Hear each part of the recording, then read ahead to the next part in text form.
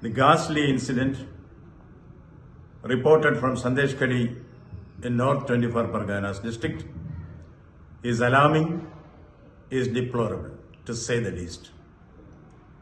It is the bounden duty of a civilized government to stop barbarism and vandalism in a democracy.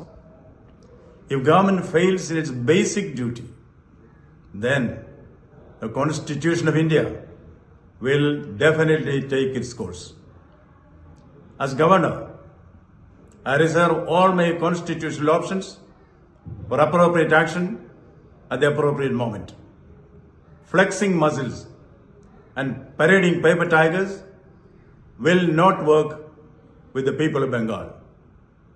Jungle Raj and Gundagiri will work in a fool's paradise.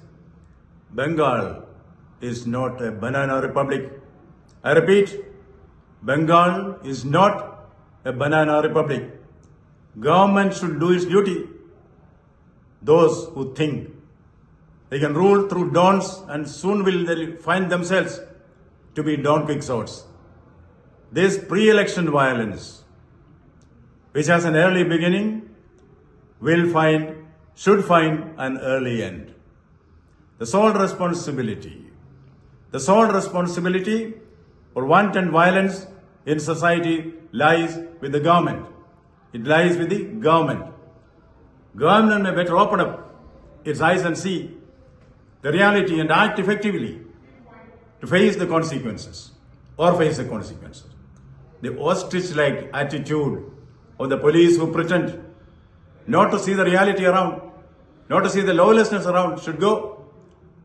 The perpetrators of violence, and more so, their political abettors, will soon be made to realize you can fool some people for all times and all people for some times, but not all people for all times, not all people for all times.